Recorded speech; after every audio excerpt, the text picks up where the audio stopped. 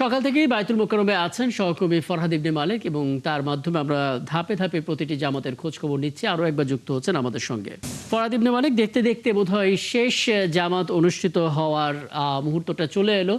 চতুর্থ জামাত সকাল 10টা এবং পরবর্তীতে 11:15 আপনি বলছিলেন। সার্বিক ব্যবস্থাপনা নিয়ে আরও একবার জানতে চাই। অনেক মুসল্লি নামাজ শেষ করে বেরিয়েছেন, তাদের সঙ্গে আপনার কথা হয়েছে, সেই কথাগুলো আরও একবার একটু জেনে নেব আপনার কাছ থেকে ফরহাদ। রাকিব, চতুর্থ ঈদের জামাত চলছে। চতুর্থ ঈদের জামাতের শুরু একেবারে শেষ পর্যায়ে রয়েছে। সকাল 7টা থেকে জামাত পর্যায়ক্রমে ধাপে ধাপে শুরু হয়েছে। সকাল 10টা পর্যন্ত চতুর্থ জামাত এবং সর্বশেষ যে জামাতটি সকাল 10:45 শুরু হবে। প্রতিবার এভাবেই হয়ে থাকে, এবারও হচ্ছে। তবে বৈরী আবহাওয়া বিবেচনায় যদি জাতীয় ঈদগাহে জামাতটি আটকে যেত তাহলে এখানে 9:30টায় জামাত হওয়ার কথা ছিল। যেহেতু জাতীয় ঈদগাহে জামাত হয়ে গেছে, সেই আর দুশ্চিন্তার কোনো কারণ নেই। জাতীয় ঈদগাহের পাশাপাশি এই যে বায়তুল মোকাররমের মসজিদে 5টি জামাত হওয়ার কথা, 4টি জামাতের চতুর্থ জামাত এখন চলছে। আগের মতোই clean. Berger easy clean fresh, দেয়ালে দাগ থাকবে না, রাখবে সুরভিত। এই জামাতে প্রত্যেকটি জামাতেই কিন্তু কানায় কানায় পূর্ণ রয়েছে। জাতীয় মসজিদ বায়তুল মোকাররম ভেতর বাহির সব জায়গাতেই।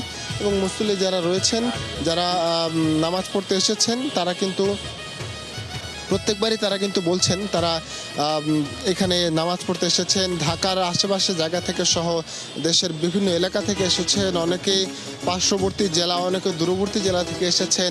অনেকে তারা তাদের বয়োজ্যেষ্ঠ মানুষদের নিয়ে এসেছেন। আবার বয়োজ্যেষ্ঠ যারা রয়েছেন তারা নবীন, একেবারে যারা শিশু, তাদেরকেও নিয়ে এসেছেন নামাজে। একটা আনন্দঘন পরিবেশ এবং নামাজের পর কোলাকুলি করমর্দন যে একটা পরিস্থিতি, একটা পরিবেশ তৈরি হয়, এটা কিন্তু সবসময় একটা আনন্দদায়ক একটা পরিস্থিতির সূচনা করে বাংলাদেশে, পাশাপাশি সারা মুসলিম উম্মার মাঝেই। ঠিক এইভাবেই এই রীতিনীতি মেনেই কিন্তু নামাজ আদায় করে মানুষ করমর্দন করছে, কোলাকুলি করছেন। এবং পাশাপাশি আমরা অনেকের কাছে জিজ্ঞেস করেছিলাম যে তারা নামাজের পর কী ধরনের দোয়া, কী ধরনের মোনাজাত করলেন।